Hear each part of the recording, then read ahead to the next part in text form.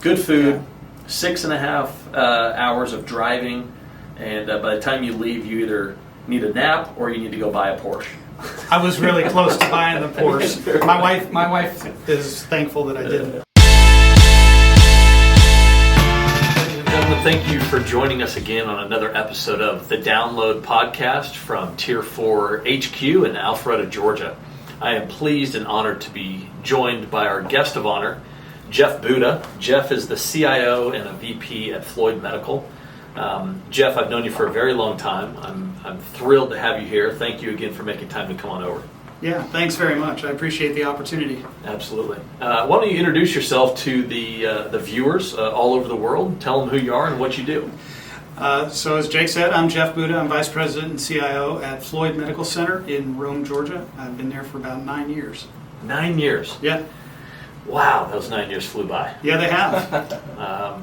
Known Jeff since his prior position at Wellstar, correct? Yeah, that would have been 10, 11 years ago at this point. Right. Yeah. And what was your patch at Wellstar? So I had responsibility for the business applications at Wellstar, and then through my time there, I took responsibility for all of the applications. Right. Very cool. Yep. And now, obviously, you're a VP and CIO at Floyd Medical. The size of your team and what is your patch now? Yeah, so we have 80 professionals in the IT department. Wow. Yep, and pretty much anything related to IT reports into me. So everything from strategy to our data center management, network, service desk, applications, all that stuff. Yeah. And then I also have responsibility for our public relations team. And being a hospital, we have volunteers. So we have a pretty large volunteer staff, and they roll into me as well. That's great. Yeah.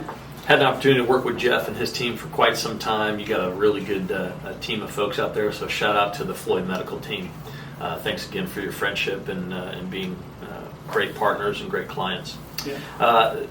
The Download Podcast, for those of you who maybe have not tuned in before, is a podcast that's designed for us to sit and talk with technologists, leaders, strategists, people like Jeff, candidly.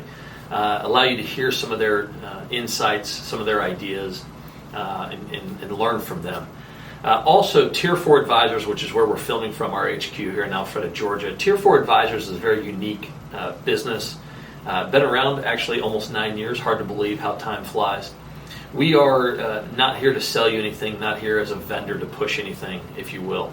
So a database of over 700 vendors in our database, believe it or not now. And we help you simplify and expedite the procurement process as well as the enterprise architecture, strategy, planning, and negotiations through some of these projects that take place. So we'll put on the screen here our 5 areas of expertise, but they are data center, telecom, managed services, security compliance, and then emerging tech. So if you or anyone you know has a project in any of those categories, feel free to find us at tier4advisors.com or reach out to your local regional president or partner of Tier 4 in markets such as Seattle, LA, Phoenix, Philly, Boston, Nashville, and others. All right, with that said, let's go ahead and get into some rapid fire. Everybody likes to hear from CIOs and CTOs about how they got started. So we want to rewind the clock way back, and let's talk about the first job you ever had.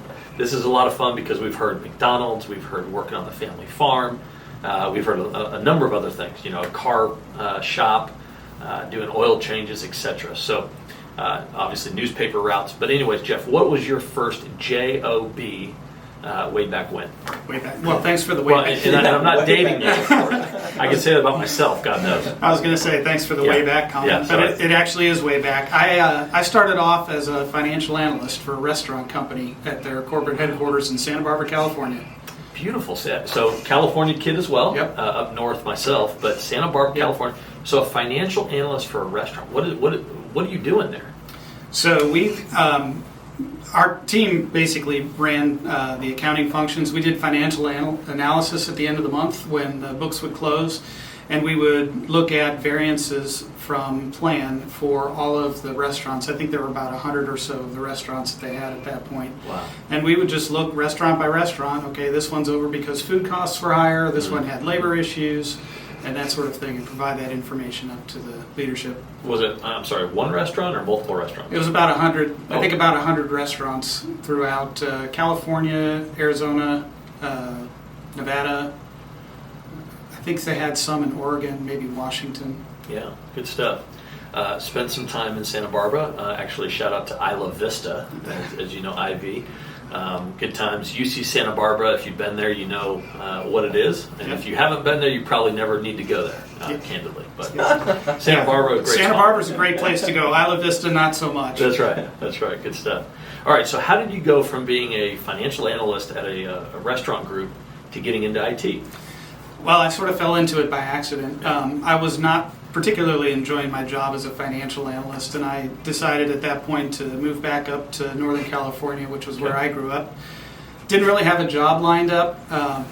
Went through a number of interviews and ended up working for what at the time was HBO and Company, became McKesson. Now it's part of Allscripts. But they were looking for somebody with a financial background, but some IT aptitude to kind of work on some of their applications around cost accounting and healthcare IT performance improvement in general. And that was the start of it back, way back. I won't say the year. Back way back. What town in Northern California? So I grew up in Lafayette in the East Bay. Yep. And then your job back with the McKesson subsidiary was East Bay as well? It was, we were in San Mateo, San Mateo. Foster City. Yeah. All right. NorCal boys right here, so shout out to all of our NorCal friends. Good stuff. Dude, Cali bros. Yeah, no doubt. West Coast, best coast, fresh coast. All right, good stuff. Okay. We'll keep it moving. Keep it moving. So let's talk about IT and what you enjoy. So you got obviously out of the financial analyst role. Didn't necessarily love it, but we all do jobs at times in our lives that we don't necessarily love. That's why we get paid, right? Yep. It is work. But what do you enjoy most about IT? Obviously, you've got a great team.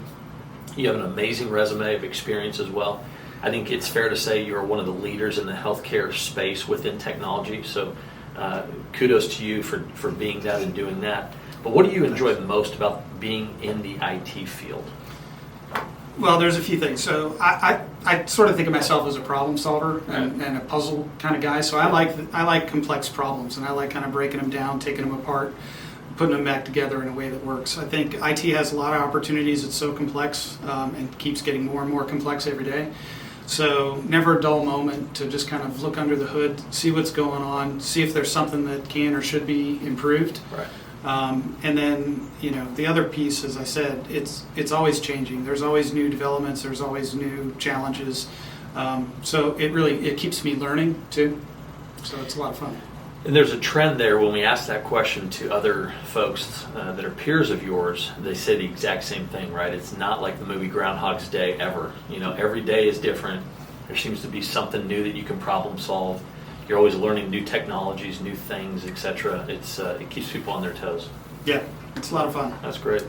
Let's talk about some accomplishments. I know that within the family and professional and a lot of other things, we all have different accomplishments. What has been your greatest professional accomplishment that you'd be willing to share with our viewers? Sure. I think the time I've spent at Floyd, really the last 9 years, has been kind of an evolution. There's a lot that's transpired. When I took over there and I had interviewed, I thought, pretty solid IT shop, things are going pretty well. When I arrived and really started looking under the covers, I realized that there were a lot of challenges. I mean, almost the entire technology stack was failing. So the team was making decisions on a day-to-day basis about what not to back up because our backup technology was out of space. Right. The network was out of date. We were on storage arrays that were at end of lease and end of life. We had applications that hadn't been upgraded in years. We had no information security team whatsoever. Mm-hmm. We didn't even have a DMZ set up on the network, so we were largely internet facing with some security, but not a lot. And so really over the last 9 years, we've replaced everything from the inside out. All of our server, we're now on hyper-converged infrastructure. We're in colos instead of a dilapidated data center. We've done the network. We've refreshed now a couple of times, both wired and wireless. We've built up an information security team that has performed exceptionally well. Pretty much everything soup to nuts. So. You've done an amazing job there. Thank you. Again, I know that your fellow C-suite within the organization would say the exact same thing. The people that work for you love working for you. As an outsider, but also a partner who gets to see a lot, it's amazing to see what has taken place, over those last 9 years. So kudos again to you. And congratulations on your CIO of the Year finalist award as well. Thank you. Yeah. Well deserved. Yeah, thank you. Absolutely. That's exciting. So as you, going off script just a little bit, but as you talked about what it is you inherited, obviously technical debt is a term that's used widely in the industry. A lot of folks, when they get new jobs, are brought in for a reason, because maybe their predecessor is retiring, or maybe perhaps the predecessor wasn't giving the business what they needed. Uptime, security, strategy, management, whatever. Okay, but as you think through that a little bit, what are you the most proud of? Is it the security team that you built? Is it just making sure that you're finding and retaining the talent that you have in a place that's not necessarily exactly in Atlanta, so it might be a little bit of a challenge to maybe recruit? What would you say? Some of the things through that evolution are pretty exciting to mention. Well, I think, and it's hard to pick just one. So stabilizing the technology, because like I said, just about everything was at some risk of failure. And being a hospital where, lots of critical data is moving back and forth across the network, we have electronic records, all of that stuff that supports our caregivers. If that fails, that's a really bad day. Yeah. So really stabilizing that as a whole is one. And then again, and you mentioned it, the information security team, especially as things have gone on over the last half dozen years or so, cybersecurity has become front of mind for pretty much every executive, right. Not even just CIOs, but across the C-suite.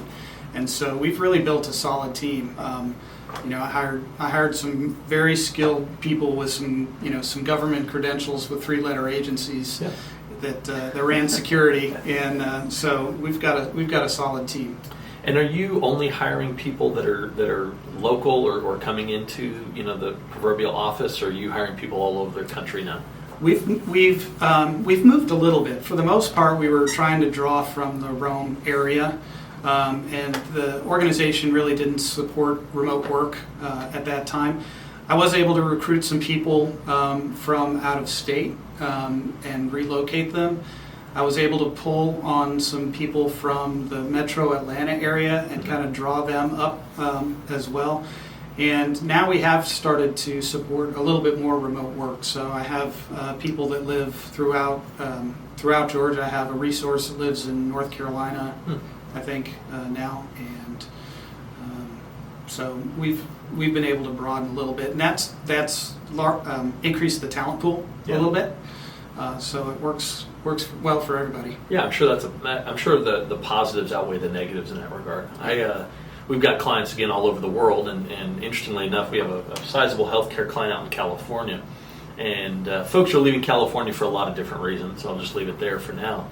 But it's interesting to see how historically they were not work from home friendly at all. Mm-hmm. It was a non-starter. You didn't even talk about it. It was just kind of against the culture, so to speak.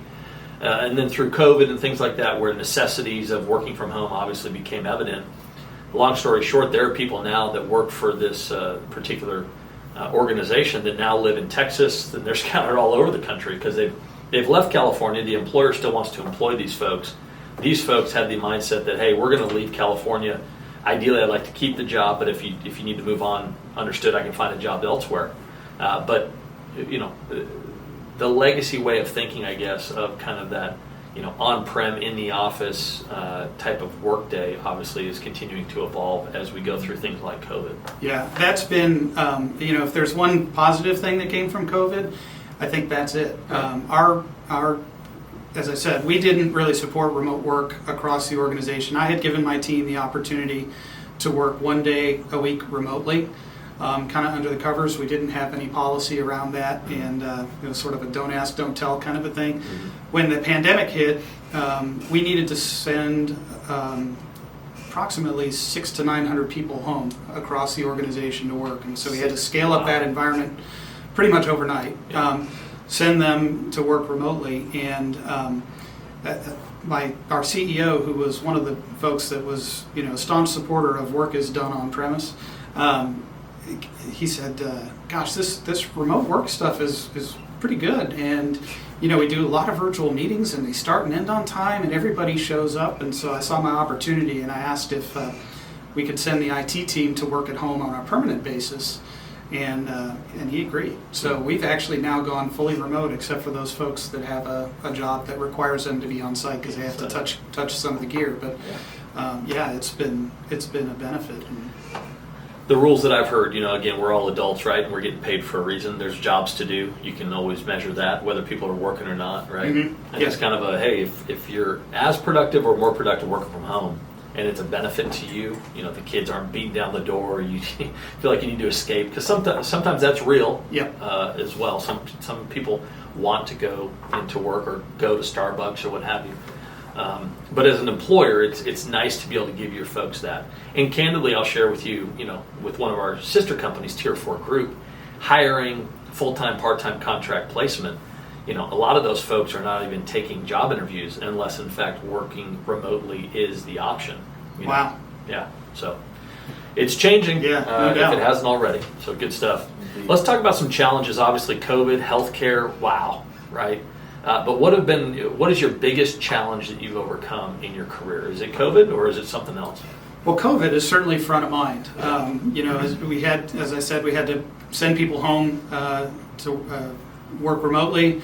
We had to scale the hospital, so we didn't really know in the early days of the pandemic what it was going to bring, and the forecasts were pretty dismal. 3 to 6% was the death rate forecast early on, if you recall. Yeah. Which I remember because I closed down all my businesses and sent everybody home. Yeah. A couple weeks before even the state of Georgia did anything. Really? Yeah. Well, we ended up in the early days of COVID, essentially doubling the capacity that Floyd could handle in terms of bed size. We had an adjacent building that had just become vacant that was previously a long-term acute care facility. Right. We were able to lease that very quickly and expand. We built out, we actually converted one of our parking decks into a field hospital to support 100 beds. So 100 beds inside of a parking deck. Yeah. Wow. Yeah. It got walled off. We ran ventilation in there. We ran all the network and the technology stuff in there. What did it get walled off with? It's like sort of like plexiglass, or? It's more like a drywall, but it's a heavier duty kind of a thing. I'm not exactly sure what it is. Outdoors. They even put windows in, and so you could get some daylight in there. I've parked in that parking deck many a times. Yeah. It's interesting to think of it as a field hospital. Yeah, well, it's still a field times, hospital. You got to do what you got to do, right? Yeah, we're actually in the process now of getting ready to dismantle that. Is that right? Yeah, thankfully. So that's good news, I'm assuming. Yeah, right? Yeah, we don't think we're going to need it at this point. So thank God. That's good news. Yeah. Wow. Yeah, it's amazing. We've had a few folks that are healthcare folks on the podcast. Obviously, we do, on any given point, 50, 80 projects in parallel happening with all of our clients at the exact same time.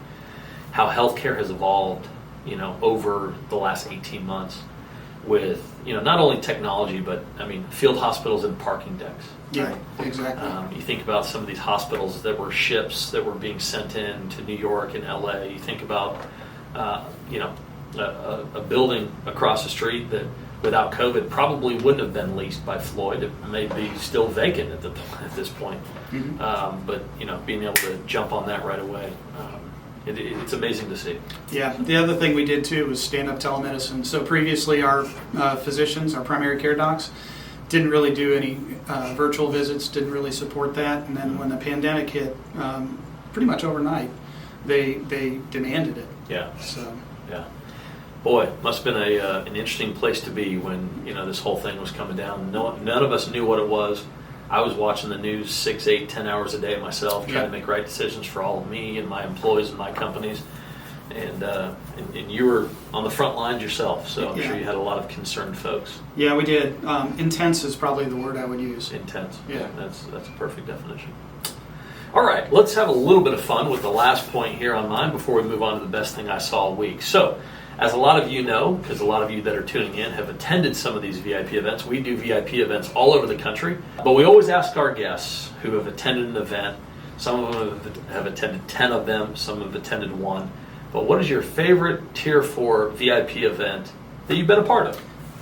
The pheasant hunt is a big hit with me. I have attended a couple times, so I enjoy that. I would have to say the Porsche driving experience was also a pretty big hit. The Porsche driving is a big hit. We've done that 5 times. We rent out the Porsche headquarters of North America, which interestingly enough, if you've ever flown into Atlanta, Hartsfield, Jackson, is right below your airplane when you're either taking off or landing, depending on which way the air is blowing. But that's a lot of fun. Good food, 6.5 hours of driving, and by the time you leave, you either need a nap or you need to go buy a Porsche. I was really close to buying the Porsche. My wife is thankful that I didn't, but it was a lot of fun. And I have to say, at the end of the event that I attended, they put you in the car with the instructors, and they drive those cars around that track. They whip you around that track. Oh my goodness, Yeah. that is something else. So that is the instructor's chance to get even with all of us who think we're good drivers. They call it the hot laps, and we do it for the last 30 minutes of the event, and you jump in Porsche 911s, Panameras mainly, but they get the Turbo S versions out there, and you think you're a good driver by the time you're done driving yourself, but that last half hour proves to you that there are folks that are better at driving. I understood the meaning of white knuckle time. I tell you, as they approach those curves, woo. That's fun. Yeah. When you're riding in the 911, it's you and the professional driver. When you're riding in the Panamera, it's 3 riders and the professional driver. And again, we're doing those in Turbo S's, so that's a fun time. It is a good time. Cool. All right, good stuff, Jeff. So we always do a best thing we saw all week. We like the good news. We like to share some new ideas. Joel, we will start with you as normal. What was the best thing that you saw all week? I watched a documentary around glass. Okay? And stay with me here. Normally my best things I saw all week are not technology related. It's always, a little fun, different. sports, whatever. Sure. So it was about the evolution of glass within the technology field and how glass has been around for 5,000 years, but then as we now heavily rely on fiber optic cables, which are basically nothing but glass. That's right. And so then they go into how fiber optic cables under the sea cables that connect all the continents together. It was just fascinating to see all the 750,000 miles of undersea cables are all over our world, underneath the water. Let's get that number right. 750,000 miles of cabling underneath the ocean. Underneath the ocean, connecting all of our continents together. Whoa. Yep. Yeah. And so since the idea of fiber optics has been around, and since it started being put into IT infrastructure, like in the 80s, I think is when it started to come about, this documentary was saying that we've now produced over 5 billion kilometers of fiber optic cable to date. That's crazy. That's a lot of cable. That's a lot of fiber. Yeah. That's a lot of fiber. Anyway, I was just kind of blown away by that. And it was cool to see the map and how all the different the sea cables interconnect with the different continents. It kind of blew me away. So that was the best thing I saw all week. Very cool. All right, you might win. We'll see. Jeff, yourself, what was the best thing you saw all week? He beats me. So I wish I had something profound, but I basically finished binge watching The Mandalorian. Oh, nice. Yeah. Which is good. Yeah, it's good. It's really good. My wife and I, we binge watched it when it came out. It's entertaining. For those that haven't seen it, it's entertaining. Yeah, my kids turned me on to it, but and it was good. Nice. Joel has an outdoor movie theater, side note, which is kind of cool. That is cool. What was that setup, by the way? Projector, blow-up mattress? Or one of those giant foldable couches that turns down into a bed. Yeah. We have a little fire pit now out on the deck, back patio. Propane's not, burning wood, but nice. It's a great outdoor spot. Projector, screen. And now that, exactly, we got a HD projector. Can project up to 20 feet, by the way. 20 feet wide. Wow. So if you ever want to have a party, let me know. I'll bring my setup. That's pretty cool. Nice. Best thing I saw all week, walked into Target for a birthday gift for one of my kids to attend. Guess what was at the Lego aisle? Nice. A 1984 Porsche Turbo or Targa. You can make it either. But speaking of Porsches, we just talked about the Porsche event. Yeah. So good You stuff. can't pass that up. No, pretty cool. I might be able to afford that one. Yeah, exactly. $150. I thought it was worth the money. Oh, yeah. Actually, interestingly enough, some of these Lego sets actually go up in value as well if you don't open them. You can find some of the other versions that are retail for $100. Now they're online for like $300. That's not a lie. Pretty There you interesting. go. Wow.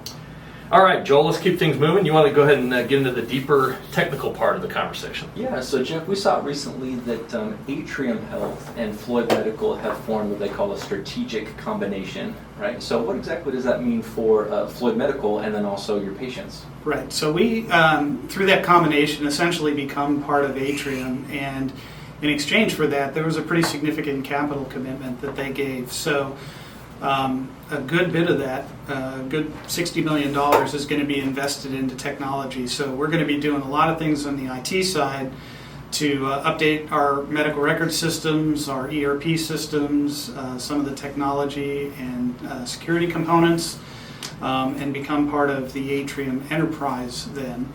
And from a patient perspective, this is really going to do a lot for our community. So Atrium is a huge organization where we're a $500 million organization. Atrium is about an $11 to $12 billion organization, so they have some pretty deep resources. So they're going to be working with us to help develop some clinical programs. We're talking with them about extending some telemedicine opportunities for some specialties that we don't have or can't cover particularly well. So we'll be able to bring much deeper clinical resources to the community that we serve, so it'll be good for the patients there. And then as a component of that as well, there's a pretty significant commitment to our foundation, which is essentially a not-for-profit. It's like what foundations do. But it's going to be an extremely well-funded foundation, and it's going to allow us to pursue some of the things that we wouldn't have been able to before, like helping to address some disparities in health, helping to better address some of the underserved populations. So it's going to be great for the community. It's going to be great for Floyd. From an IT perspective, we're certainly going to be busy for the next 2 years working on all the technology swaps that we're going to need to do. Very exciting news, for sure. So it's my understanding that Floyd Medical's been on a cloud journey over the past couple of years, and probably been a part of what you've been doing for the past 9 years over there. What's that journey look like, and kind of what caused that, what brought that about? It's been a bit of a slow burn. When I first got there, cloud wasn't even a consideration. We have a very conservative board, very conservative legal team, not a lot of understanding of what the cloud was. Over time, we've been pushing more and more to the cloud, or looking at some remote hosted options, some vendor hosted options. But we have moved some workloads to the cloud. Really, we started with backups and things like that, and largely just the second copy of backups. But we have been pushing more and more things up there. And with our combination with Atrium, which we just talked about, they actually have more of a cloud-first strategy. So they're consolidating data centers, reducing that footprint, and trying to move as much as they can to the cloud. And so we're going to get caught up in that pretty quickly as well. So we'll be moving even more and even faster. Yeah. So when it comes to the healthcare, the hospital and healthcare industry, what are some technology innovations or emerging solutions that you're paying attention to that you think might be beneficial for Floyd and Atrium to implement? There's a lot of buzz around artificial intelligence and machine learning, and healthcare, as you probably know, has been slow to adopt technology traditionally. So where I think other organizations have been able to leverage AI, ML sooner, it's starting to make a bit more of an entry into healthcare. It looks like it's got some sticking power. Some of our security components have some AI kind of built into them and things like that. But some of the things that some of the vendors are doing out there to look at a patient, and they can actually predict if a patient is at risk of a certain complication or something, just based on things like social dynamics, where they live, various demographic things, what some of their lifestyle habits might be. They can actually predict that they're at risk for a certain condition before our clinicians even see it, and can send alerts. So some of that stuff is pretty fascinating. Yeah. How far away are we from machines doing surgery and stuff like that? Well, we actually just purchased some robots, so to some extent you've already got that. They're certainly controlled by surgeons, but the machine is actually doing work. Right. So pretty fascinating stuff. I don't know that they will ever totally replace humans. Okay. What? Because my thought is like you get these artificial intelligence, machine learning, whatever you want to call it, robots that look and see and X-ray, prescribe, and then, kind of surgery type of thing. I was just curious if that's, 5 years out or 100 years out. It's hard to say. Some of the things that they're coming out with, I was just talking with a company recently that they have some AI built into their solution. It actually looks at radiology images, and I don't know if you've ever seen an X-ray or like an MRI scan of an MRI. Pretty detailed, and it's a whole lot of black, a little bit of white. Difficult to really see what's what. Right. But their tools can actually read with equal to or very close to the same accuracy as a radiologist. Wow. And it can just tell them what's going on. Fascinating stuff. Yeah. Indeed. Where do you see, IT as a whole, not just healthcare IT, but IT as a whole, with organizations that are having a challenge finding and retaining talent? There's a massive push to outsource a lot of at least the commoditized work that historically has been kind of in-house. Do you buy into that? Do you agree with it? Are you kind of in a neutral standpoint, or do you fight it yourself? What are your thoughts? I'm maybe a little bit old school. I tend to fight it a little bit. Yeah. I think there are some things that can be outsourced entirely, but the thing I've seen about outsourcing, at least in my experience, is that if you outsource a function, you still can't outsource the strategy and the leadership behind that function. So Sure. it can take on a world of its own. Sometimes an outsourced company certainly has their own objectives, oftentimes financial, and you still have to kind of watch over them. You can't abdicate that responsibility. Yeah, you definitely still need someone in-house to at least watch that outsourced partner, right? Exactly. And make sure it's meeting expectations, and as expectations change, that's communicated to those vendors. 100%. I know that being a healthcare organization out in what would be, in some people's opinion, a fairly remote location, you're not in downtown Atlanta, of course, is something like Starlink or 5G on your radar? Does anything like that matter maybe in the future, and if so, how? It's not really something that we've been looking at. We actually have a lot of areas that don't really have broadband coverage, or you can't get cell phone coverage, Right. or the coverage is very weak. So for us to really contemplate or bet or invest resources in something like 5G, really not something that we can work on at this point in time. Sure. It'll be interesting to see, and I think one of the benefits for me personally of becoming part of a larger organization like Atrium is I'll have some more exposure to that than I might have gotten in my current role. At Floyd. Yeah. I bet Atrium is going to be getting approached by SpaceX and Starlink to start talking about, what is it, 1 gig satellite internet or something like that anywhere in the world. Wow. Pretty interesting stuff. That could change, some of your remote areas. Mm-hmm. Makes sense for expansion or something like that. Who knows? Yeah. You mentioned telehealth. Telehealth is something I've been fascinated about for a decade plus, because so much of what we have done historically in healthcare, I say we as Americans, as human beings, healthcare so much is face to face within close proximity to the patient and the doctor. However, with the technology that we have now, whether it's the proverbial Zoom video call or even over the phone, how has telehealth evolved over the last decade, and where do you see that going in the next decade or even 3? Well, you're right. It's always been a very in-person kind of an exercise. We've seen, you've seen actually patients have, had relationships with their primary care docs. A lot of things have changed that, from various insurance mechanisms to physicians practicing as part of groups. So you may not see the same physician the next time you go to the office. Right. So it's become a little bit depersonalized. And then you see some of the pop-ups like, go to CVS and you'll see a clinic or in there, and a nurse practitioner or a pharmacist or whatever. So you start to see this pushing out a little bit. We've been a little bit slow to adopt telemedicine. Certainly at Floyd, others are a bit ahead of us, although everybody learned a lot over the course of the last year. Mm-hmm. But we're doing things like, so our primary care docs do virtual visits now. We've got relationships with the schools where there's a school nurse program. We've got a telemedicine set up in there, so if a kid shows up sick, they can be seen by one of our doctors or nurse practitioners and diagnosed remotely. Wow. And may stay in class, which is certainly a benefit to the kid. It's a benefit to the parents, particularly if they both work. So everybody wins. I think we'll see more and more adoption and more use cases around telemedicine. There's a lot. I can remember probably 15 years ago hearing about remote patient monitoring and thinking that was a pipe dream, where you could be monitored. If you have a particular health condition, you can be monitored in your home. Right. And I thought, oh yeah, that'll never work. Well, now a lot of places are doing Now it's it. mainstream. Yeah, it's pretty mainstream. There's a lot of that going on. So I think we'll continue to see some of that. Yeah, very cool.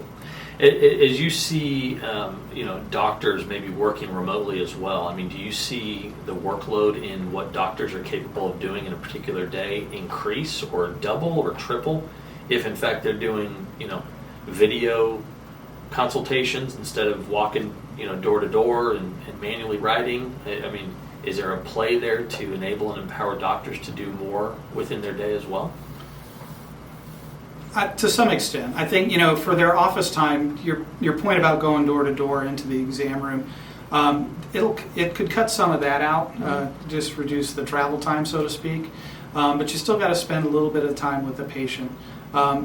Interestingly enough, probably most of the physician's time is spent on documenting in the patient's chart, and or research of various conditions. So I don't know that the telemedicine will necessarily cut down on that. What it does do, though, is it does allow them to kind of, at their option, extend their day somewhat. Right. So, they could do some telemedicine in the morning, they could go to their office, finish up a little bit at home if they want. We're doing more and more kind of round-the-clock stuff, so it's opened up some opportunities there where, there are some physicians that only want to work at night. Yeah, they'll sleep. Yeah, exactly. So. You talk about the documentation being something, and sometimes on the Download podcast, we come up with business ideas just like that. So here's another one. There's a credit bureau, right? So we pull our credit, and it tells you everything that you've ever had credit on your whole life, pretty much. I know there's medical records and things like that, but why isn't there something that has every medical everything that I've ever done? And I know there's stuff out there, but one place. And then as this telemedicine and Zoom videos and these types of things start to become more mainstream and acceptable, you could have that engagement between you and your doctor, 5, 10, 15 minutes, whatever it is, recorded, put in your file, and also all the things that normally would cost a doctor another 15, 20 minutes of documentation is all voice to text within your file, maybe. And somehow, some way that data, wherever it needs to go to a pharmacy or the next doctor that's being referred or whoever, the next doctor that sees that patient, has all that stuff there. Interesting. I don't know. You never know. Joel, it'd be a massive database if you want to come up with it. Let's do it. Yeah. Blockchain medical records. That's what I'm thinking in my head right here. So both those topics are, kind of current. So there are a lot of people have tried. There's a lot of challenges with creating that one record, interoperability amongst systems, ownership, or theoretical ownership of the data, who owns that, and so forth. There are things, there are health information exchanges where that data lives federated, and so, if you're at hospital A and you go to doctor office B, they can actually see your records at the other place. Right. A lot of companies have kind of tried and failed to create a personal health record, so, there was a health vault for a while. Why did they fail? Just not a lot of adoption. I think getting that data in there in a meaningful format is a bit of a challenge. Okay. You get one I've sort of encountered is, well, do I really want to rely on somebody else's interpretation of this, or do I just want to do it myself? Got it. So there's a certain amount of not necessarily distrust, but just a personal interest, I think, in doing that work yourself. So there's a lot of challenges. Blockchain hasn't really hit healthcare quite yet. A lot of talk about it. But, some interesting stuff there, for sure. All right, we are running up against the half an hour. Mm-hmm. Jeff, we're going to ask you as our guest of honor to spin that wheel as we do every single time we film the download. So either direction, whatever you want to do, as hard or as soft as you want. Yep. Okay. No, number 13. Let's see if we can break away from that. Yeah, number 13. Really? There we go. Doesn't look Oh, like number 13. 4. We're going to 4. stop at number 4. So we're going to ask you, you have 1 week left on this earth. Money is not an option. You have unlimited funds. What is it that you are doing, and who are you doing it with? Are you traveling, playing golf, going on a pheasant hunt, whatever? What is it you're doing, and who are you doing it with? We'll let you think about that for a second. Joel, we'll start with you. That's a tough question. Yeah. I mean, obviously, I'm spending it with my family, with my immediate loved ones.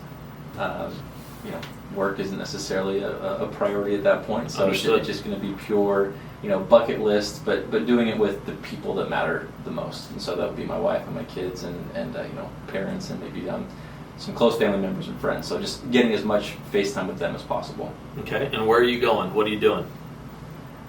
To be honest, it's more so just about connecting with the people where they're at, because maybe they don't have the ability to come where I am. So it's just more so connecting with those folks, not necessarily a place per se. It's all about the people. Understood. Yeah. Jeff, how about yourself? Well, I was going to say something very similar, but I would add mine is in a tropical location. I'm not sure which one, Okay. but it's tropical. Bali, Bora Bora, Hawaii. Fiji, something. Fiji. Yeah. Sure. Sure. Understood. Yep. I would probably echo both of those, but just to kind of flip it on its head.